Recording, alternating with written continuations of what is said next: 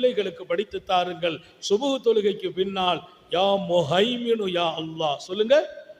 யா முஹைமின் ஹுவல்லாஹுல், அல்லாஹ் குர்ஆன் ஷரீஃபில் அவருடைய திருப்பெயர்களை சொல்லுகிற போது அல் மூமினுல் முஹைமினுல் அசீசுல் ஜப்பாருல் முத்தகப்பிர், அதிலே முஹைமின் யா முஹைமினு யா அல்லாஹ்.